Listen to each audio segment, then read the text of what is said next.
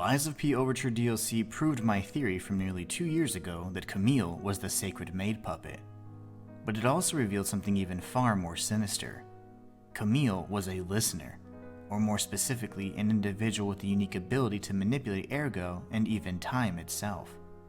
Although she was a well-renowned genius engineer from the Workshop Union, she had been targeted as a person of interest by the Alchemist Brotherhood of Truth for quite some time. After commissioning Camille to design the Saintess of Mercy statue that mirrored the same functions of the legendary gold coin tree, an overzealous group of alchemists wanted to test her potential even further, as evidenced by the Order's letter of reprimand.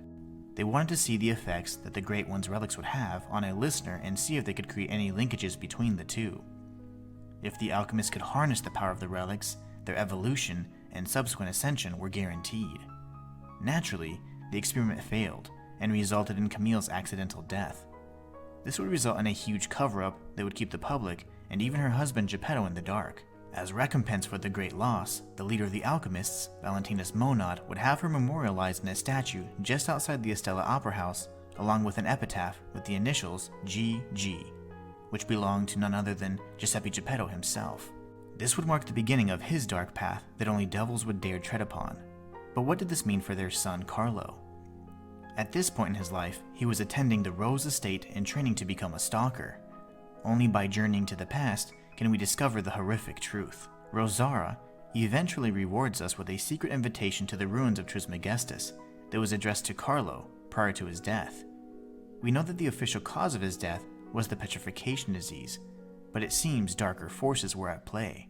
The language of the invitation was so flattering, it was undeniably a trap meant to lure the young Carlo to the side of the relic. Since his mother Camille had recently perished, he was the next most likely candidate. But little did they know that Carlo was no normal boy.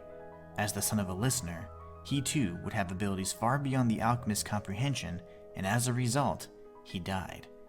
His death would usher in a new race of humanity that was impervious to the relentless effects of time itself.